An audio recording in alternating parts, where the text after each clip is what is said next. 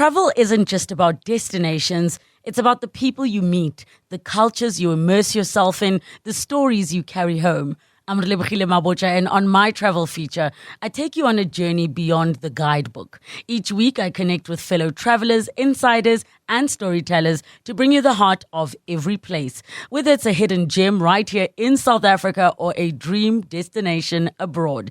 Join me as we travel through conversations, memories, and inspiration. Listen wherever you get your podcasts. 702 Live on the Prime Media Plus app. DSTV channel 856 92.7 and 106 FM. Let's walk the talk.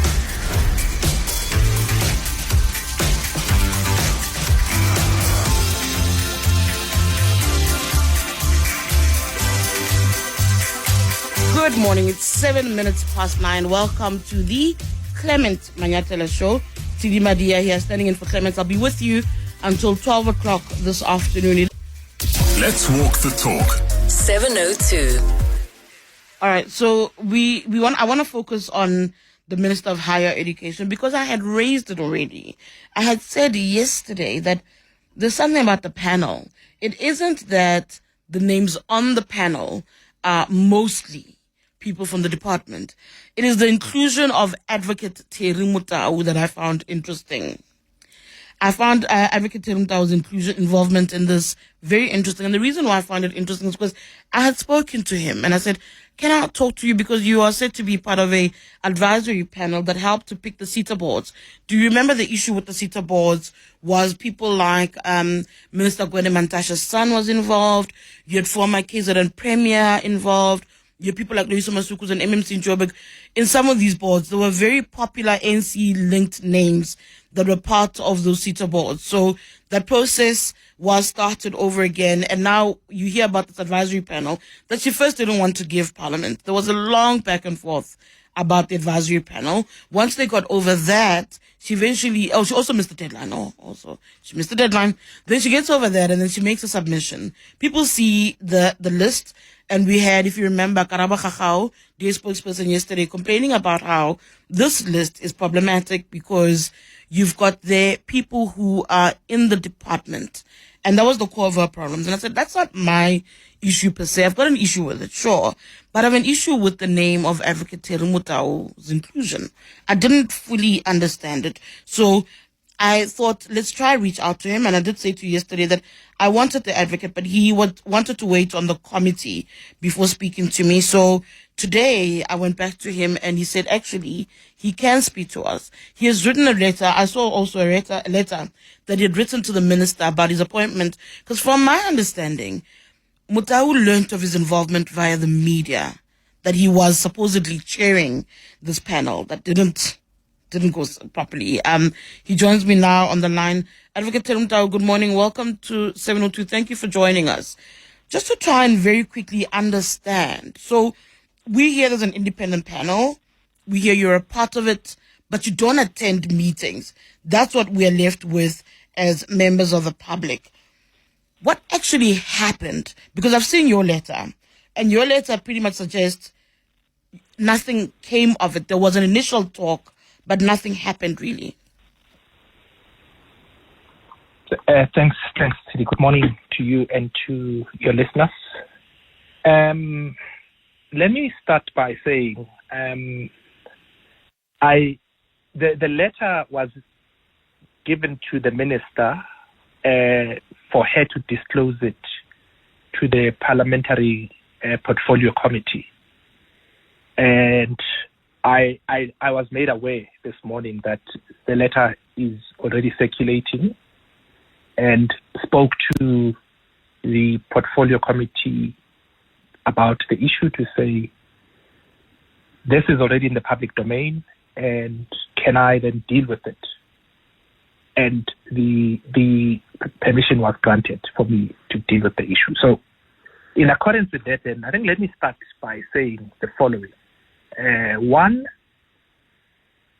from the letter, you will see that the high watermark of this is that the minister had an intention to appoint me to chair this committee, the nominations committee.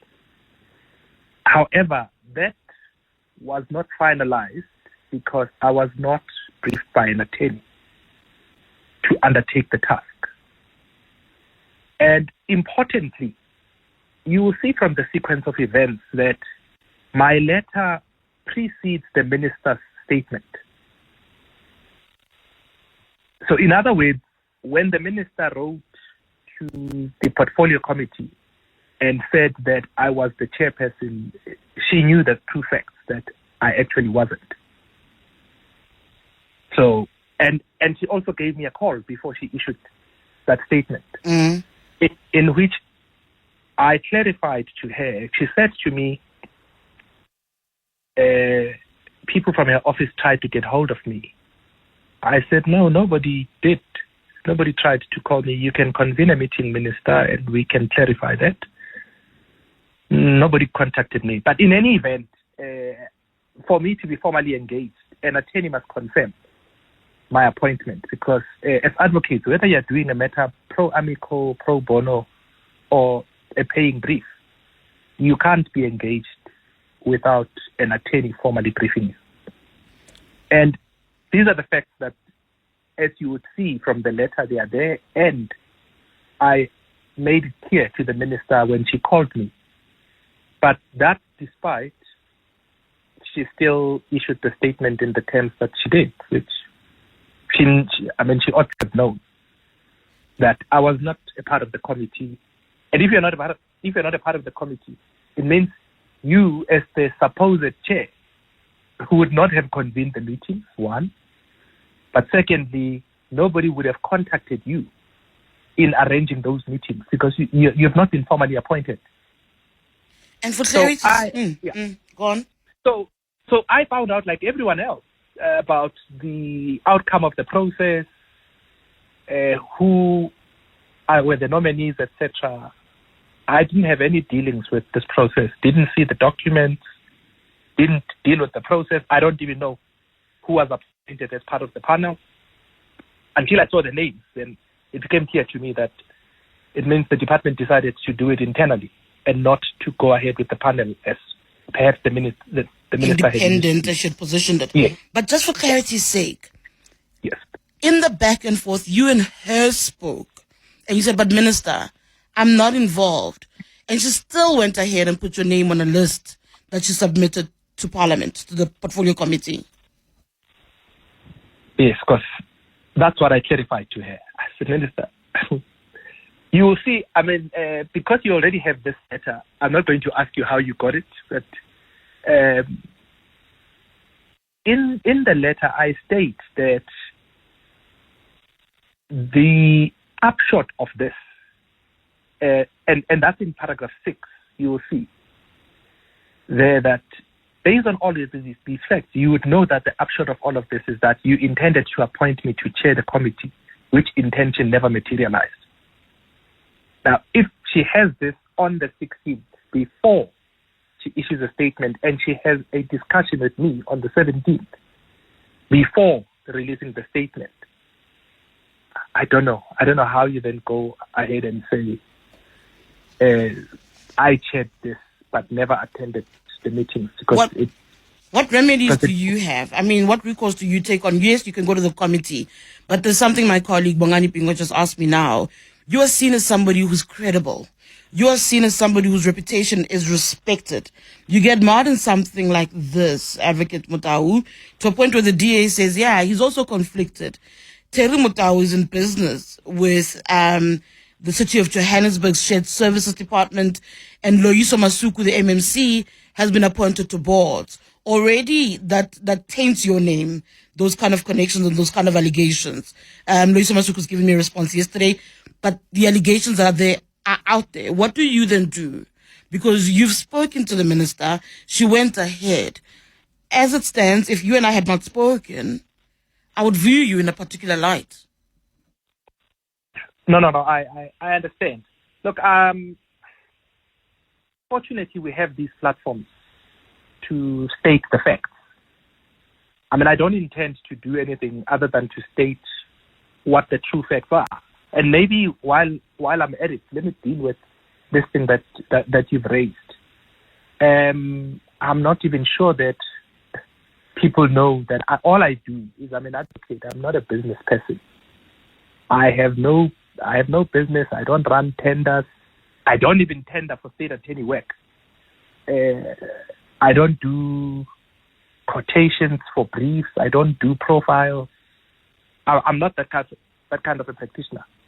So I can categorically tell you I have no business with Emasuku or whoever. And the thing I'm doing now for the city of Joburg is I have been appointed to facilitate a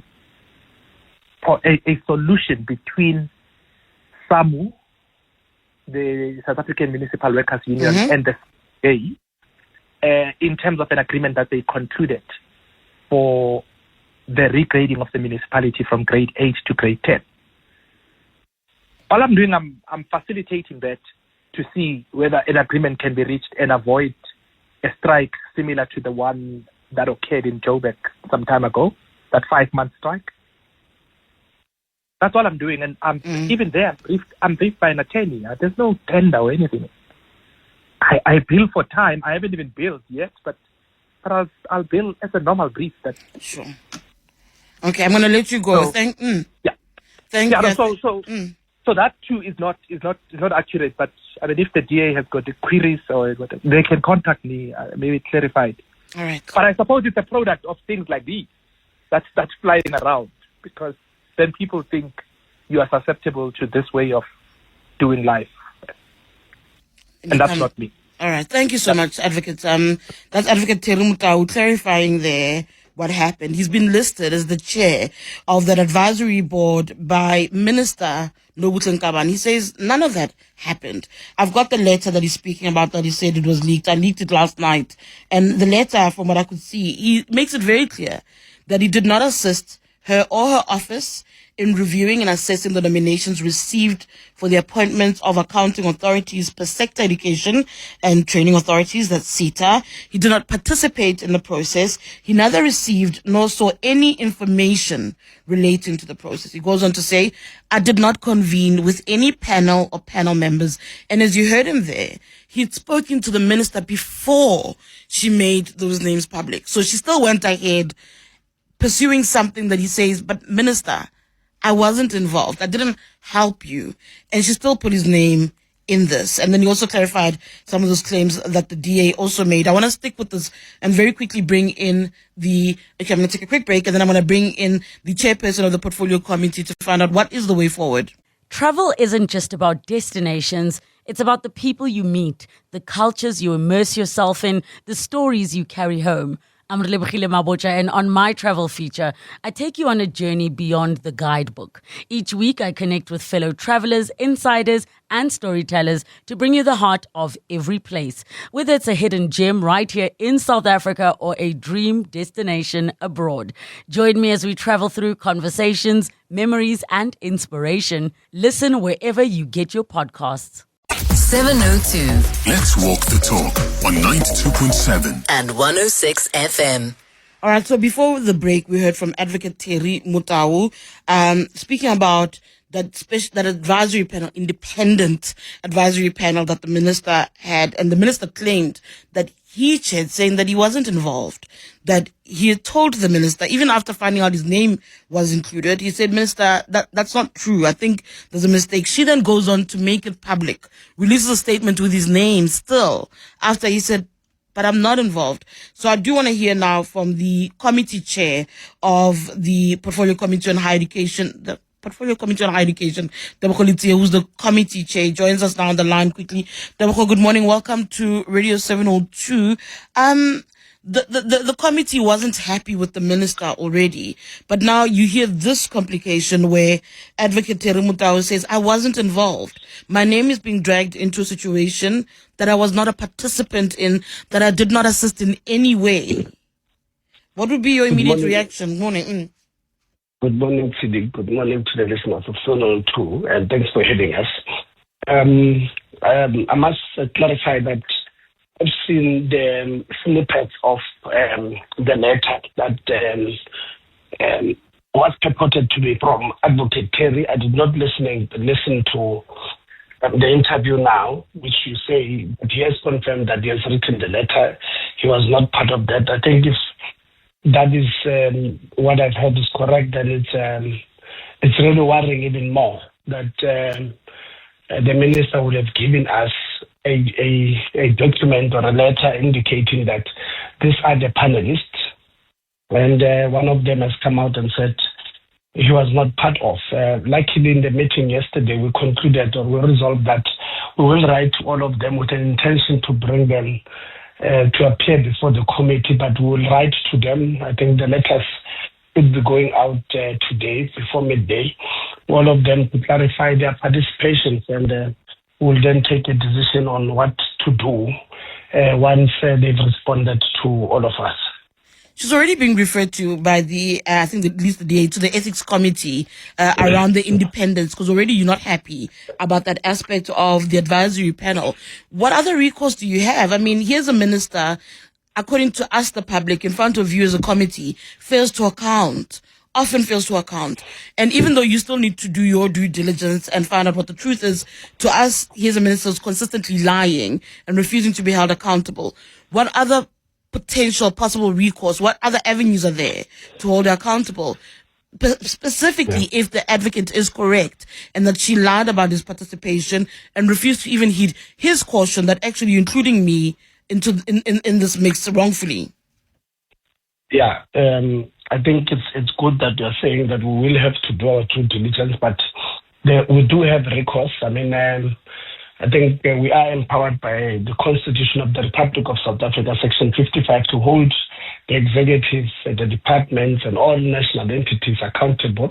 As far as misleading Parliament or furnishing Parliament with factually incorrect details, we are empowered by Section 17, subsection 2 of the Powers, Privileges and Immunities Act that details how to go about if that is the case. I mean, we can open criminal cases against people who come to Parliament and furnish us with factually incorrect details. So we are empowered by the legislation to do what it says we must do in instances where people come and give us factually incorrect details. All right, thank you so much. That's Teo Kgolitsie, who's the chairperson of the Portfolio Committee on Higher Education in Parliament. We kind of have to adopt a wait-and-see approach, don't we? The minister lied. That's my reading from what Tshidi Madia was saying, that he even said to a minister, I wasn't involved. You know I wasn't involved. Nothing came of the initial approaches for me to participate. There was no legal letter. I did not assist you or your office in this regard. Yet she still comes out to the public and says that, goes to Parliament and says that. Voice notes on 072 702 1702. WhatsApps and voice notes there. 011 883 0702 for your calls. Good morning, Tshidi. Hope you're well. Tshidi, you see, this minister, she's really going to be a problem to all of us. And I don't understand why doesn't the president just fire this woman? Clearly she's incompetent. Clearly she does not respect our laws.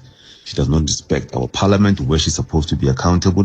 Just fire her, man, and then find someone else to do the job. She's really incompetent.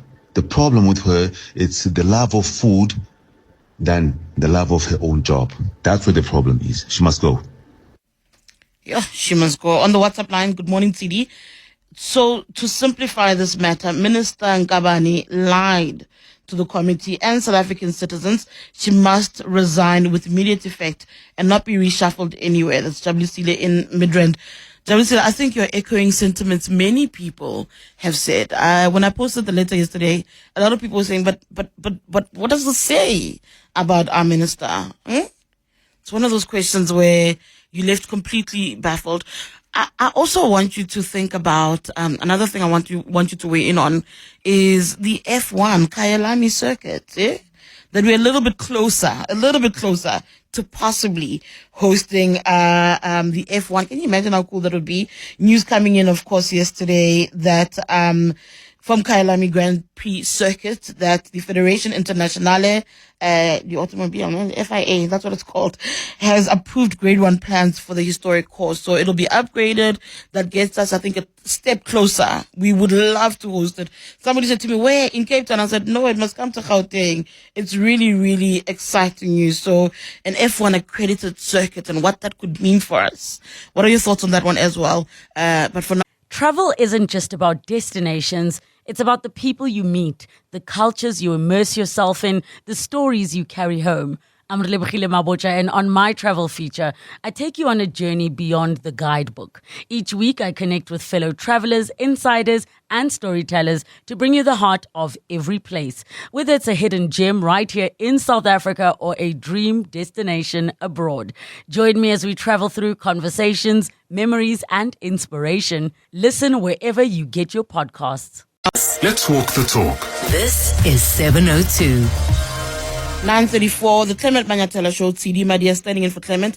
It's the open line. Whatever you want to bring up, whatever you want to discuss, we're here for it. Let's have the conversation. Tulani in Centurion. Hi, good morning to you. Good morning, Tshidi. The last time you were standing in for Clement, we spoke about the issue of Floyd. I told you what was going to happen. No, but I told you, Tshidi, that Floyd was going to resign. I said Floyd was going to resign. And Floyd is going to start his political party. And I think you disagreed with me on the part I disagreed on the party at the time.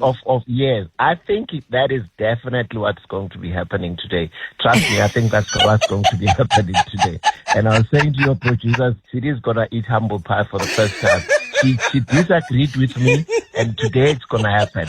Now, on the issue of this minister, Tshidi, you've been a political reporter and journalist for a very long time. You know very well, however gross the misconduct could be, however gross the misrepresentation could be, however stinking the lies could be, nothing's going to happen to that lady. Trust me, nothing's going to happen to that lady. I think we're going to disagree again. She's going to go to the Parliamentary Portfolio Committee. She's going to display arrogance beyond measure. She knows she is protected. She knows she's been appointed by the president, and only the president can remove her. I doubt Ramaphosa will ever do that. If we were dealing with a maverick like Jacob Zuma, perhaps he was going to do some reshuffling. But this time, this lady, nothing's going to happen to this lady. Trust me. I'm betting on this again. We must bet again. We must bet again. I promise you, nothing's going to happen to this lady. Listen. I hardly lose bets. And yeah, I'm going to say something is going to happen to this minister. Because, Tulani, first of all, let me say this to you. Now, first of all, I'll take my L on the party bit at the time. I don't remember. Yeah. I'm hardly ever wrong. Yeah. But okay, I'll take my L there. But on the minister, part of what I've been saying to everybody is that this is about 2027, and no one's hearing me. That if you look at the board appointments, they're in line with a faction in the ANC. No one's hearing me. And every time I say her apology or whatever she says in the public is happening and she says it's stakeholders, I'm like, it's not stakeholders, it's the president on a case because she's not their person.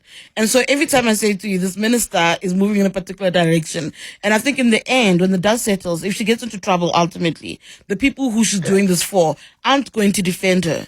That's the honest truth of that picture for me. Does that mean that the minister gets into trouble, reshuffled or removed? I think she's most likely to because of those factional considerations. There's this unfortunate thing that happens with our politics and government where they intersect.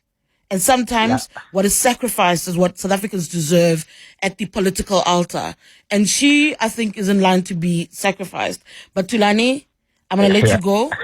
Thank you. You'll try win this bet later. We only have to see. Thank you. That's Tulani out in Centurion. Says I'm wrong. Speaking of Floyd Shivambu, yes, he's got an announcement today at 12. We agree, Tulani, is the political party is definitely on the cards. I've also been saying it for some time. So my reading of the Floyd Shivambu situation is this. One, he's going to tell us why he was demoted in the MKP. He's going to clarify, at least from his point of view, why he's no longer the Secretary General. And he'll announce something about a party. I'm wondering whether he'll come out and be clear in what they're doing. You must pay attention to also the people who are involved, because I think that's what's interesting for me. If you look at Afana Mukwena's tweets, the people who might be involved aren't MKP people in this next iteration of his career. It's actually disgruntled EFF people, because Floyd, I don't think, made enough friends to pull people away from the MKP. I mean, there's an argument to be made.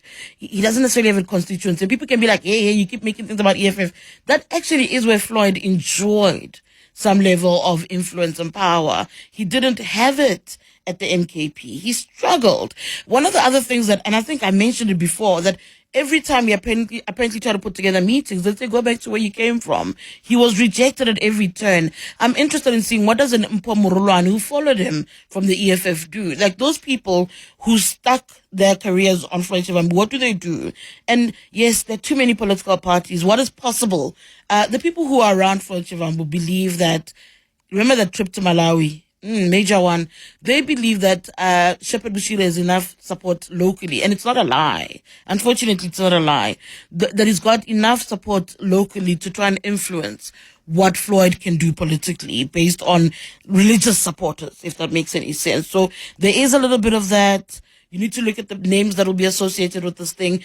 I've even heard rumors that they've tried talking to a certain new broadcaster, no names mentioned. Whether or not he'll take, only time will tell, but they are having those conversations. For me, it almost feels like an EFF splinter as opposed to an MKP splinter. Where the MKP is a factor for me is what happened on Youth Day with the Youth League leader who said, when, I think Takani is her name, when Mikateko, I forgot that young lady's name, the Secretary General was speaking, and then the youth leader said, hi, Hishangani. That is a problem, because you don't speak about people like that. You do not dehumanize people like that. And that speaks to the ethno-national issues in the MKP. So that might work in his favor, but we will see. I'm going to go to your calls now. 011-883-0702, 072-702-1702. Sister in Parktown, hi. I've lost Sister in Parktown. I'll try again. Sorry. The young lady's name is Nkateko Mkabela. She's the Secretary General. She was speaking, and I think they've attempted to clarify it, and it really went nowhere. Kustas and Midrand, hi. Kustas? Yes, I'm here. You can hear me, right? I can hear you loud and clear, Kustas. Go ahead. Good. Thank you. Tshidi, why are we expecting ANC to remove a minister for lying? That's not a good enough reason within the ANC to fire people. I'm suggesting to you that lying is not something that is new within the ANC. In politics, period, in life, period, yeah. Yeah, so for those who expect the president to act, I mean, you're asking him too much. He's not capable of removing him. He's for lying. So forgive the minister, keep it going. No, Kustas. No, Kustas. She just got into the job.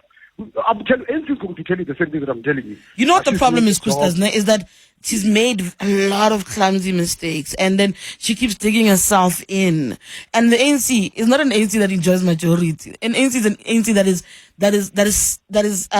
what's the word? Batakateka. That's what the ANC is at this point in time. So they also need to find people that they sacrifice. And to be honest with you, she becomes an easy sacrifice because she also doesn't feel like she's teachable. Like, why can't you learn that you can't do this? It's been maybe a month of literally one issue after another. Same minister.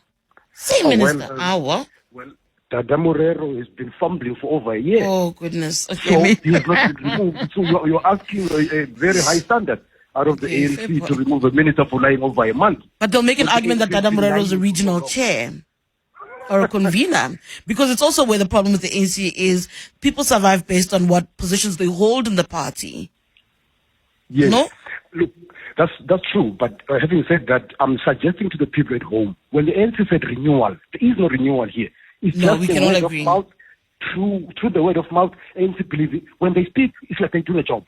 Once they talk, it's a job to them. That's a tick box. Also, I've done the work. Okay. Did you release a press statement? Yes, that's the job tick. So, no, we're increasing high expectations. But have a nice day. Okay, Kustas. Sharp. Thank you, Kustas. Kustas is out in Midrand. Sister, let's try again. Sister's out in Parktown. Hi. Hi, Tshidi. Unfortunately, I disagree with Kustas' sister. Let me tell you, It's not even up to Ramaphosa. The GNU we have to applaud, because what we are looking at here is the ANC getting away with almost every shenanigans with no one to say to them, we want you to be accountable. This minister has dug such a huge hole where I don't even see how even the president can speak this minister out of all of this. So she is done, you know. I think she has lied so many times. She has misled the parliament. She has misled the public. And that's the disregard just by coming out there and saying all these lies and putting people's names, putting ghosts in where ghosts are not. So Ramaphosa this time, he's going to be, you know, Ramaphosa is not the president like Zuma. Zuma, he was crazy, that man. However, Zuma acted, whether we agreed with him or we didn't agree with him. When he felt somebody is out of line and he wanted to get rid of all the public was taken, he was decisive. And Ramaphosa, because he lacks that, it's a good thing that the GNU is there to say to him, act on it, because when the parliament says act on it, the public says act on it, then that noise will push Ramaphosa to act and do something about it. That's why you see, I mean, just quickly on Floyd. You know what, Floyd, I don't know what he was thinking, firstly. You cannot be swearing at somebody, saying all these things, and then you say, here, I want to come back, and then you think you'll hold a position of power and think everything will go as well as you thought it would be. And lastly, MK, it is a very tribalistic party. There is no way that if you're not Zulu-rooted, you will succeed and hold a position of power in that party. Unfortunately for him, that's it. I don't even see him starting his party because he's not even popular. He was popular in the EFF, not on his own. Tshidi, have a lovely day, and thank you for a lovely show. Thank you. That's Sister out in Parktown. I'll take a quick break. After that, I'm coming back to your voice notes and WhatsApp. Travel isn't just about destinations. It's about the people you meet, the cultures you immerse yourself in, the stories you carry home. I'm Tshidi Madia, and on my travel feature, I take you on a journey beyond the guidebook. Each week, I connect with fellow travelers, insiders, and storytellers to bring you the heart of every place. Whether it's a hidden gem right here in South Africa or a dream destination abroad. Join me as we travel through conversations, memories, and inspiration. Listen wherever you get your podcasts. Let's walk the talk. 702. All right. Going to some of your phone calls and your WhatsApps. 011-883-0702. If you want to call in, 072-702-1702. I see you, Amy, on the F1. I'm going to tell you what Amy's saying very quickly before I come to you, John. Just hold on for a second. Amy says, F1 is an incredibly expensive sport with entry-level tickets costing more than 2,000 Rand per ticket. Who'll attend an F1 event at Kyalami? Will Europeans and Americans travel to the F1 in Joburg? I think it's a wonderful idea, but question is sustainability given the high cost of entry for most people who watch the sport. That's Amy. I think that's a very important point. It's about the cost as well. How do you sustain it? You know, we are excited. We're one step closer, but what does it mean? Thank you so much for that. To more of your calls. John in Newlands, good morning. Good morning, Tshidi. Look, man, you know, this time around, I don't necessarily agree to you. I know you can foretell future, you know. But wait and see. The doctor now is going to be parachuted to a more senior position. She's likely to go to the president's office. We expect her to be fired, but I'm telling you, let's wait and see. I started, you know, this comment by saying that I trust your judgment, but you know how they operate. You mess up, you are elevated. You mess up, you are elevated. You tell the truth, you are fired. Thank you very much. Thank you. That's John out in Newlands. I mean, it's so devastating when you're a political party, and that's what people think of you. They don't see anything, any redeeming qualities in how you function. In a moment like this, society should have an expectation that you'll act in the right manner, that you'll hold people accountable. But listen to the callers. Listen to the sentiments. And you hear more of your voice notes. I think at this point nobody cares about what Floyd Shivambu has to say. So either he stays with the MK or he finds a job somewhere else, because his political career is gone. We've seen this movie way too many times before. I think that was just get back from Zuma, from all the times that Floyd terrorized Zuma under the EFF. So it was payback time. But when you were engaging Lukhona, I didn't indicate that Lukhona was overrating Floyd. See now what is happening. I really, for me, Floyd's political career has been thrown into the dustbin of politics. I don't see him coming back. Of course, I've mentioned also that it's said that we see those who started political parties wanting to clinch to power, not wanting to have someone succeed in them, of which is killing our politics. That is the sad issue, Mushere. Bye. Thank you so much, Mushere. Yeah, it's one of those things. You know, there's a weird theory. I'm just throwing it out there.